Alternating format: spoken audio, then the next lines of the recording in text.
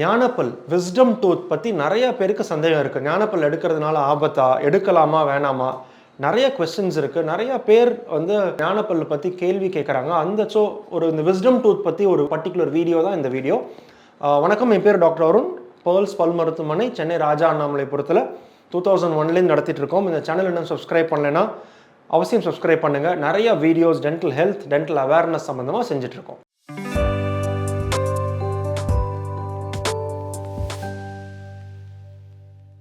இப்போ நீங்கள் wisdom tooth பார்த்தீங்கன்னா டிப்பிக்கலாக வந்து அதான் தேர்ட் மோலார்னு பேர்.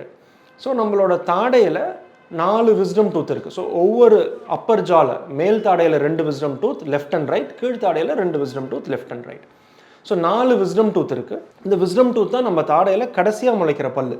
ஸோ எந்த வயசுலேருந்து எந்த வயசு வரைக்கும் முளைக்கும்? 17லேருந்து 25 வயசுக்குள்ளே தான் அந்த பல்லு வெளியில் வரும். ஸோ டிப்பிக்கலாக 17 இயர்ஸ் இந்த விஸ்டம் டூத்துங்கிறது வந்து 18 வயசில் நமக்கு எல்லாருக்கும் ஒரு விஸ்டம் வரும்னு ஒரு நம்பிக்கை இருக்குது. அதனால தான் அது ஞானப்பல்லு விஸ்டம் டூத் அப்படின்னு சொல்கிறோம்.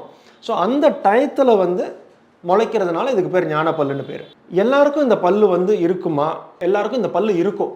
ஆனால் ஆல்மோஸ்ட் 60% பேருக்கு மேலே இந்த பல்லு சரியான முறையில் வராமல் உள்ளுக்குள்ளே தங்கி ப்ராப்ளம் கொடுக்கறதுக்கான வாய்ப்பு இருக்குது. ஒரு சில பேருக்கு மட்டும் எதர் ஒரு ஞானப்பல்லோ 2 ஆர் எல்லா ஞானப்பல்லுமே வராமல் இருக்கிறதுக்கான வாய்ப்பும் இருக்குது. மெஜாரிட்டி ஆஃப் த பீப்புளுக்கு ஞானப்பல்லு வரும். அதில் வந்து மேஜர் நம்பர் ஆஃப் பீப்புளுக்கு ஞானப்பல்லு பிரச்சனை கொடுக்கறதுக்கான வாய்ப்பு இருக்குது. ஒரு சில பேருக்கு மட்டும் இந்த பல்லு வராமே இருக்கிறதுக்கான வாய்ப்பு இருக்குது. ஸோ இது எப்போ தெரியும் பல்லு இருக்கா இல்லையான்னு? எக்ஸ்ரேல தான் தெரியும். எக்ஸ்ரே எடுத்துட்டு இந்த ஓபிஜின்னு சொல்லுவோம், ஆர்த்தோ பேண்டமோகிராம்னு பேர், ஃபுல் மவுத் எக்ஸ்ரே. ஸோ அப்போ வந்து இந்த மேல் தாடை கீழ் தாடை எல்லா பற்கள் நம்மளோட ஜாயிண்ட் எல்லாமே அந்த எக்ஸ்ரேல தெரியும். அந்த எக்ஸ்ரேல பார்க்கும்போது ஞானப்பல்லோட எக்ஸாக்ட் பொசிஷன் எப்படி இருக்குது என்னன்னு கரெக்டாக கண்டுபிடிக்க முடியும். ஸோ இதுதான் அந்த இம்பார்ட்டன்ஸ். என்ன ஏஜில் ஞானப்பல் வருது, யாருக்கெல்லாம் வரும், வராமல் இருக்கிறதுக்கான வாய்ப்பு இருக்குது. ஸோ யூஸ்வலாக பார்த்தீங்கன்னா நம்மளோட பற்களோட சைஸ் பார்த்தீங்கன்னா, அதாவது ஜென்ரேஷன்ஸ், அதாவது தௌசண்ட்ஸ் ஆஃப் இயர்ஸுக்கு வந்து நம்மளோட பற்களோட சைஸ் மாறவே இல்லை. பற்களோட சைஸ் அதே சைஸ் தான் இருந்திருக்கு. ஆனால் நம்மளோட தாடையோட அளவு இருக்குது இல்லையா, மேக்ஸில்லாவாக இருக்கட்டும், மேண்டிபிள், மேக்ஸில்லா மேல் தாடை, மேண்டிபிள் கீழ் தாடை, நம்மளோட தாடையோட சைஸ் குறைஞ்சிக்கிட்டே வருது. இது வந்து ஒரு எவல்யூஷனரி ஆஸ்பெக்ட்.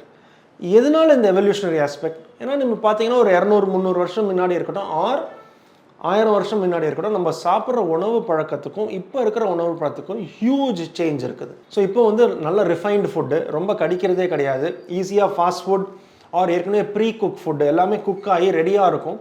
ஸோ கடித்து சாப்பிட்றதுக்கான யூஸ் ரொம்ப குறைவு. முன்னாடி வந்து இந்த ஃபைப்ரஸ் ஃபுட் நான் அதிகமாக கடித்து சாப்பிட்ணும், மேக்ஸிமம் ஜா யூஸ் பண்ணும்போது ஸோ அந்த ஜாவோட சைஸ் வந்து ஜாஸ்தி இருந்து இப்போ over a period of years அந்த ஜா சைஸ் குறைஞ்சிடுச்சு. ஸோ அதிகமாக கடிக்கும் போது நம்ம அதிகமான பற்கள் அந்த சவைக்கிறதுக்கு தேவை. அதனால தான் ஃபஸ்ட்டு, செகண்டு, தேர்ட் மோலார். இப்போ நம்மளோட சூயிங் எஃபிஷியன்சி ஆர் சூயிங்கோட ரெக்குவயர்மெண்ட் குறைஞ்சதுனால நம்மளோட தாடையோட சைஸும், இது எல்லாமே 10 வருஷம் 20 வருஷத்துல over period of hundreds of years நடந்தது. ஸோ நம்மளோட தாடையோட சைஸும் குறைஞ்சதுனால கடைசியாக வர பல்லுக்கு வந்து வெளியில் வரத்துக்கு வாய்ப்பு இல்லாமல் யூஸ்வலாக தாடையிலே தங்கிட்டு ப்ராப்ளம் கொடுக்கும். இது நம்ம என்ன புரிஞ்சுக்கணும் அப்படின்னா, இந்த 17 to 25 இயர்ஸ் யூஸ்வலாக வரும்போது தான் இந்த ஞானப்பல்லு வெளியில் வரும்போது வந்து யூஸ்வலாக வரத்துக்கு இடம் இல்லை அப்படின்னா எதிர் எலும்பில் தங்கி இருக்கலாம், மாறு சுற்றி இருக்கிற ஈரில் பிரச்சனை கொடுத்து வலி வரத்துக்கான வாய்ப்பு இருக்குது. யூஸ்வலாக ஒரு வாரத்தில் வந்து ஒரு 2-3 டேஸ் இந்த வலி இருக்கும், செட்டில் ஆகிடும், திருப்பி ஒரு 3 months கழிச்சு வரும், திருப்பி செட்டில் ஆகிடும். ஸோ நம்ம புரிஞ்சுக்கணும்னா இந்த ப்ராப்ளத்தோட ஃப்ரீக்வன்சி, எவ்வளோ ஃப்ரீக்வெண்ட்டாக வலி வருது, அதாவது மாதம் வலி வருதா, வலி வந்தால் ரொம்ப வீக்கம் இருக்கா, கஷ்டமாக இருக்கா, உணவு உட்கொள்றது ரொம்ப கஷ்டமாக இருக்கா, நம்ம என்னென்னு புரிஞ்சுக்கணும். ரெண்டாவது, இந்த ஞானப்பல்லு எந்த பொசிஷனில் இருக்குது, எலும்புக்குள்ளேயே கம்ப்ளீட்டாக தங்கி இருக்கா ஆர் எலும்புலேருந்து கொஞ்சம் வந்து ஈர் கொஞ்சம் கவர் ஆகிருக்குதா. ஸோ என்ன பொசிஷன், அதாவது ஃப்ரீக்வன்சி ஆஃப் பெயின் ஃபஸ்ட்டு. ரெண்டாவது, எந்த பொசிஷனில் இந்த பல்லு வந்து உள்ளுக்குள்ளே தங்கியிருக்கு. இது ரெண்டும் நம்ம வந்து ஃபஸ்ட்டு புரிஞ்சுக்கணும். இது யூஸ்வலாக நம்ம புரிஞ்சுக்கணும்னா நம்ம டாக்டர்கிட்ட போனோம், எக்ஸ்ரே எடுத்து எக்ஸ்ரேல கிளினிக்கலாகவும் பார்த்து எக்ஸ்ரேல செக் பண்ணால் தான் அது தெரியும் என்ன பொசிஷனில் இருக்குதுன்ட்டு. ஸோ இதுக்கு வந்து நெக்ஸ்ட் ஸ்டெப் வந்து யூஸ்வலாக எப்போ பிரச்சனை கொடுக்கும்.